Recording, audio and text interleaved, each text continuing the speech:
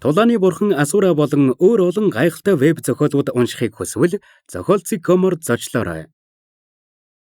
295 дугаар анги. Бузар ертөнц бүтээгч. Тармил халимаг үстэй Ньюзи, спорт засалттай нь Хуузи. Тэр хоёр юу ч мэдэхгүй гинэн хөөхтүүд ч гэлээ Чүфэний асуултанд маш нухацтай хариулсан юм. Харин яагаад Ньюзигийн нэрийг сонссныхон дараа Чүфэнийг чангаар инээж байгааг ойлгохгүй байв. Ньюзигийн үсний засалт бугын толгойтой адилхан харагдаж байсан болохоор Чүфэн өөрийн ирэхгүй инээсэн юм. Хичнээн инээхгүй байхыг хичээсэн ч гэлээ яаж ч харсан адилхан харагдаад байхаар нь тэсэлгүй инээчихв. Чүфэнч тэр дороо инээхэ болоод нухацтайгаар асуулаа. Хуузи, Ньюзи, та хоёр яагаад ойн гүнд ирсэн юм? Агуу бурхан минь, бид охин дүүгээ аврах гэж ирсэн юм а гэж хоёр хүү зэрэг хариуллаа. Охин дүү? Эднэр ийм жаахан байгаа юм чинь дүү нь хэдтэй юм бол гэж Чүфэн бодов. Тийм ээ, манай дүүг муу хүмүүс аваад явчихсан. Бид дүүгээ аврах ёстой. Агуу бурхан минь гуйж байна. Биднийг шавээ болгоод тэнгэрийн шид заагаач гэж тэд нулимс дүүрэн нүдэрээ ширтэн ахаад газар сөхөрлөө. Би та хоёрт хэдийн юм зааж болно. Гэхдээ эхлээд надад дүүгч нь хаашаа авч явсныг хэл. Хэн түүнийг авч явсан юм? гэж Чүфэн нухацтайгаар асуув. Хэдэн асуултын дараа Чүфэн тэр хоёрыг ах дүүс гэдгийг мэдсэн юм. Ньюзи хамгийн том нь ба 9 настай, Хуузи 2 дахь ах ба 7 настай, харин тэдний дүү нь 5 настай ба Нью гэдэг нэртэй. Ах дүү гурав хар яст мэлхий хотын хэл дотор байрладаг тосгонд амьдардаг ба тосгон нь маш ядуугаас гадна гадаад ертөнцөөс тусгаарлагдмал байдаг. Хөөхтүүд нь тулааны урлаг мэдэхгүйгээс гадна ямар ч хараа хяналтгүй өсдөг. Чүфэнийг тэнгэрээс бууж ирэхийг хараад тэд түүнийг бурхан байна гэж бодсон. Яагаад тэд Чүфэнээс ахин дахин шавээ болгооч гэж гуйгаад байгаа шалтгаан нь гэвэл Нью дүүгээ аврахын тулд юм. Өнөөдөр өглөө алтан хуягтай хүмүүс ирээд дүүг нь аваад явчихсан. Тэдний хэлснээр бол дүүг нь хар яст мэлхий хот руу авч явсан гэсэн.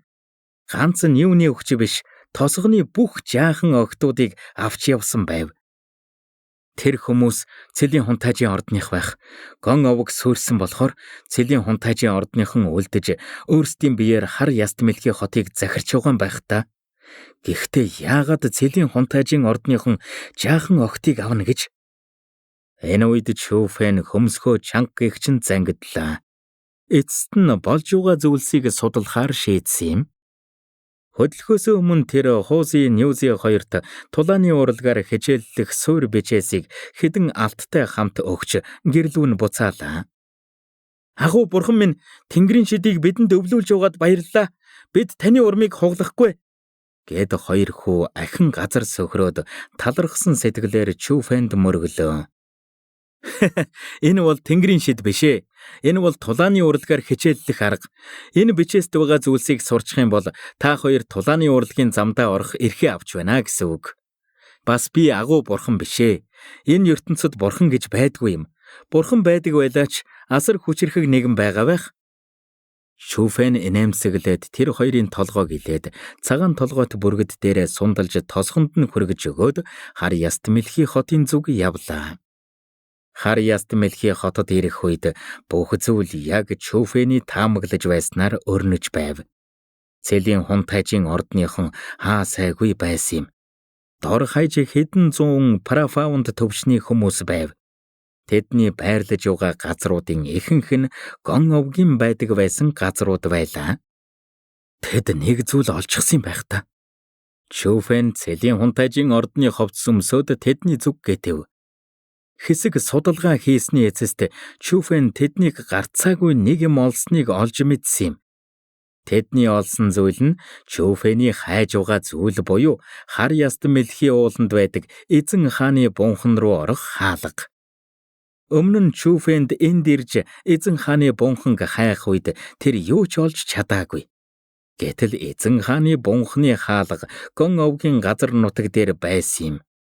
Цэлийн хунтайжийн ордныхон гон овгийг устгасныхаа дараа л нууцлаг сүнсний ториг олсон. Цэлийн хунтайжийн ордныхон энийг эзэн хааны бунханд орох хаалга гэдгийг мэдэхгүй ч гэлээ. Эрдэнэсэд хүргэх хаалга гэдгийг мэдэж байсан юм. Тийм ч учраас тэд олон тооны тулааны мастеруудаас гадна саарал нөмрөгт ертөнц бүтээгч илгээсэн. Тэд хаалгыг нээж Эрдэнэсийн авахыг хүссэн юм. Саарал нөмрөгт ертөнц бүтээгчийн талаар сонссон Чүфэнч яагаад жаахан охтыг хулгайлсныг ойлгосон юм. Тэднийг саарал нөмрөгт ертөнц бүтээгчийн амьдарч байгаа газар руу илгээсэн байв. Энэ үед улаан үйлс тэнгэрт хөвхөн харанхуй нөмрөх гэж байгааг элтгэн. Цэлийн хунтайжийн ордныхон ч ажлаа зогсоолоо. Чүфэн хамгаалагчийн ховц өмсөж зогсож байхдаа сүнсний хүчээ тараан саарал нөмрөгт ертөнц бүтээгчийн гэрийн гадаах майханд байсан ахлагчдын яриаг холоос чагнав. Мөхөгийн новш өдөр бүр биднийг морь шиг зарж байж сүнсний тойргийн хаалгыг нээж чадахгүй юм.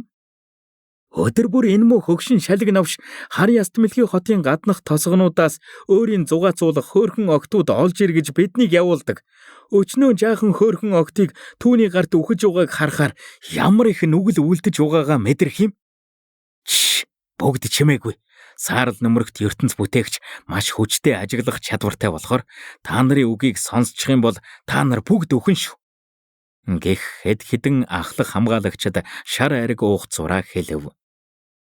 Новшгич ийм олон октыг ингэх гэж барьж байсан юм уу? Яг энэ мөчид үннийг мэдсэн Чүфэн гарынхаа судсыг товын гартал гараа атгалаа. Өдөр бүр жаахан октууд түүнд хүчндүүлж өгдөг. Энийг бузар гэхгүй юм бол юуг бузар гэх юм? Ямар ч эрүүл ухаантай хүн ийм зүйл хийж чадахгүй. Гэтэл цэлийн хунтайжийн ордон Азурэ нутгийн захирагч байж ийм адгийн хүнд тусалж байдаг. Тэд чөтгөрөөс огтхон ч ялгагдахгүй байсан нь Чүфэний цэлийн хунтайжийн ордны талаарх бодлыг маш ихээр унгааж урмыг хугалсан юм. Энэ хүртэл бодсон Чүфэн өөрийн эрэхгүй хар хурдаараагүй саарал нөмрөгт ертөнц бүтээгчийн гэрт ирлээ. Гон овгийн бүх байрлага газартай тэгшлэгдчихсэн болохоор хаа сайгүй л майхан байв. Гэхдээ саарал нөмрөгт ертөнц бүтээгчийн майхан маш том байсан юм. Өнөөх бузар үлээ хийх гэж байгаа болохоор бүх хамгаалагчдыг майхнаасаа гаргасан байв. Чүфэн ч болгоомжтой гэгч нь ойртоод майхны гадаа сүнсний тойрог байхыг олж харлаа. Энэ сүнсний тойргийг зөвхөн саарал нөмрөгт ертөнц бүтээгч л хийх чадaltaй байв. Гэвч Чүфэний хувьд тийм ч хэцүү байсангүй. Чүфэн ядах юмгүй тэр сүнсний тойргийг нээгээд орсны дараа царай нь маш ихээр ховирч уур хилэнгийн галан дүрлцэж эхлэв. Майханд орсон даруйда тэр жаахан октуудын хоолой сонссон юм. Тэдгээр хоолойнд гинэн балчир хөөхтүүдийн инээж хөхрөх биш харин уй гашууд автсан хашгираан арга ядан уйлах чимээл гарч байв. Лайк болон subscribe дарж биднийг дэмжээрэй. 296 дугаар анги. Эзэн хааны бунхныг нээсэн нь. Уурандаа дэлбэрэх гэж байгаа Чүфэн хар хурдаараа майхан руу орсон даруйда 9 жаахан охид байгааг харав. 10 ч хүрээгүй охтууд. Бүр 5-6 настай охтууд хүртэл байлаа. Зарим охтууд нь нүцгэн байсан ба майхан дотор уйлан зугтаж байв. Тэдний араас нүцгэн өвгөн шүлсээ өсчүүлэн хөөж байгаа харагдана. Хөгшин өвгөний царай нь ширүүн байх ба инээмсэглэл нь дэндүү бузартай байв. Жаахан охтыг хөөж байхдаа тэр ингэж хашгирч байлаа. Бяцхан эрдэнэсүүд минь битгий зуухтаа. Би та нарт амттай юм өгнө шүү. Мөн новш чи хүмүүн үү? Чүфэн маш ихээр уурлан харайгаад өвгөнийг газар тунтал нь өшөглөв. Дараагаар нь нүүрэн дээр нь гараа атгаж байгаад дэлслээ. Чүфэний асар хүчтэй нударгыг амссан өвгөнч чангаар хашгирав. Тэгээд Чүфэн рүү ширтээд ингэж ориллоо. Чи хэм бэ? Намайг цохно гинэ? Ёй, цоххо болооч те. Бол би хэм бэ гэж юу? Би чамайг алах гэж ирсэн хүн байна. Төвний орилохыг сонсох бүрт Чүфэн улам ихээр уурлаж, бүр чих хүчээр дэлсэв. Цохилт бүрэн хүчрэхэгжиж, эхлээд өвгөний хамрыг хугалж, дараа нь эрүүг нь бяцалж, тэгээд шүдийг бутлаад, эцэст нь толгойг нь бяц цогсон юм. Жаахан охтуудад хэрцгий зүйл үзүүлэхгүйгээд Чүфэн түүнийг тамлалгүй өхөөгүй байхад нь эгийн хүчийг ашиглаж, амьдаар нь түүний анхдагч энергийг соров. Саарл нөмрөгт ертөнц бүтээгчийг алсныхаа дараа хойш эргэж жаахан охид руу харах үедээ тэдний том алаг нүдэнд нь нулимс дүүрч царай нь айдсаар дүүрсэн байгааг олж харлаа. Гэхдээ тэд Чүфэн тэднийг гэмтэх гэж биш туслах гэж ирсэн гэдгийг мэдж байгаа мэт түүн рүү айдасгүй харж байсан юм. Та нар бүгд уулын тоцхоноос ирсэн үү? Гэж Чүфэн асуув. Хаан гэд огтуд зэрэг толгойд өгөх нь өхөөрдөм харагдана. Нүү гэж хэн вэ? Гэд Чүфэн найдсан харцаар тэдэн рүү ширтлээ. Тэр нүү гэдэг охиныг амьд байгаасаа гэж залбирч байсан юм. Намайг нүү гэдэг? Гэд зөөлөн арьстай жаахан охин ураг шалхав. Тэр охин энгийн ноорхой хувцастай байсан ба хувцсаар нь дүүрэн нөхөөс давуу ойсон харагдана. Түүний хоёр гутлынх нь нэг нь хөлийн хуруунуудын ил гаргаж, нөгөөх нь хөлнийх нь талыг ил гаргасан байсан ч охин гутла хаях бодлого харагдана. Охины ноорхой хувцас түүний өхөөрдөм царайнд огт нөлөөлөхгүй байв. Гинэн том алаг нүд нь гялтганахтай зэрэгцэн, хоёр салаа боосон үс нь охиныг дэндүү өхөөрдөм харагдуулж байлаа. Чи нүү юм уу? Гэд Чүфэн ураг шалхан асуух үедээ маш ихээр тайвширлаа. Аха та намайг мэддэг юм уу? Гэж нүү ялдам хоолоогоор асуув. Мэднэ. Одоо би чамайг мэдчил байгаа биз дээ? Хоёр ах чинь чамайг аваад ирээч гэсэн юм. Гэж Чүфэн нэмсэглээд нүүгийн жижигхэн толгойг иллээ. Тэр жаахан охин ёстой л хайр татам өхөөрдөм байсан юм. Дараагаар нь Чүфэн онцгой техник ашиглаж охтыг нууцаар хар яст мэлхий хотоос гаргаад цагаан толгойд бүргэдээ дуудаад охтыг нуруунд дээр нь гаргав. Бяцхан цагаана, тэднийг өчигдрийн тосгон руу хүргээд өг. Чүфэний үгийг сонссон бяцхан цагаанч толгойд өгөв. Бяцхан цагааны хариуг харсан Чүфэний сэтгэл амарлаа. Тэр бяцхан цагаанд үнэхээр дуртай байсан юм. Чүфэн хаант тэнгэр техник тэжгэлээ бяцхан цагааны нуруунд дээр нисэх дуртай байв. Чүфэн ч энерги хэмнэхин зэрэгцээ бяцхан цагаан маш ухаалаг туслах байсан юм. Аха, та бидэнтэй цуг явахгүй мүү? Гэж нүүгийн хоолой гарлаа. Чүфэн хойш эргэж харах үедээ охтыг толгоогоо ч өндийлгэж чадахгүй болтлоо айсан байгааг харав.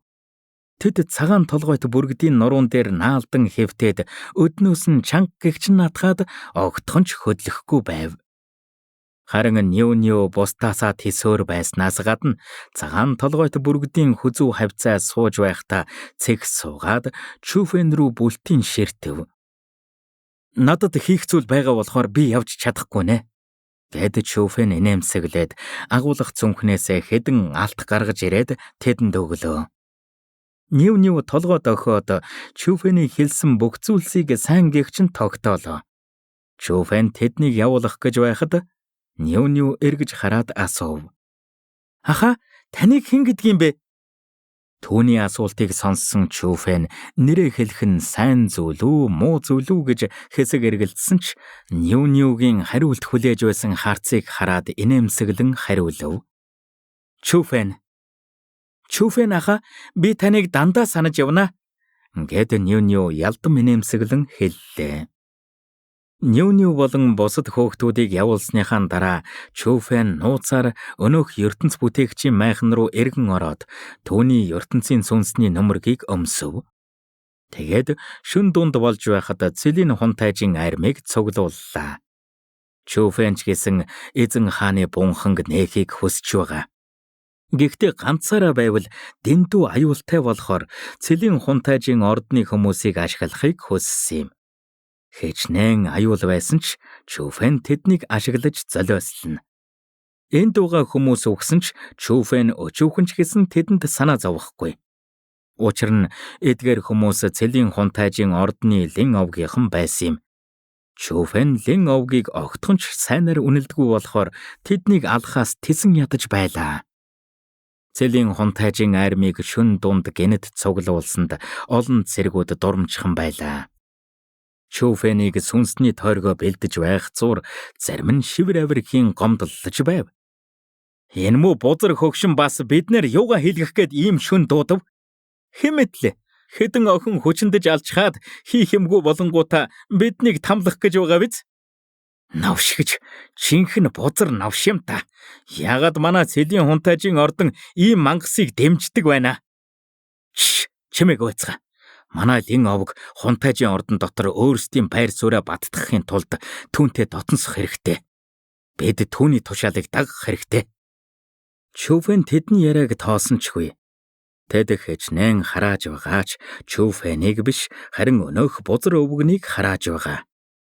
Сүнсний тойргон хаалгыг нээх сүнсний тойргийг эгийн завраар Чүфэн хийж дуусах үед өнөөх тойрог эргэлдэж эхэллээ. Хоёр том тойрог нээгдэж нарны туяа мэт гэрэл цацрав. Гэрэлнээс болж ойр хавийн газар тэр аяараа гэрэлтэж хачин тэмдэгнүүд гаргалаа. Тэр тэмдэгнүүд амьд амтан мэт сүнсний тойргон хаалгыг хайж эхлэв. Хараач, бузар хөгшний сүнсний тойрог өмнөхөөс өөр байх чинь ёр бусын үзэсгэлэнтэй юм гэж.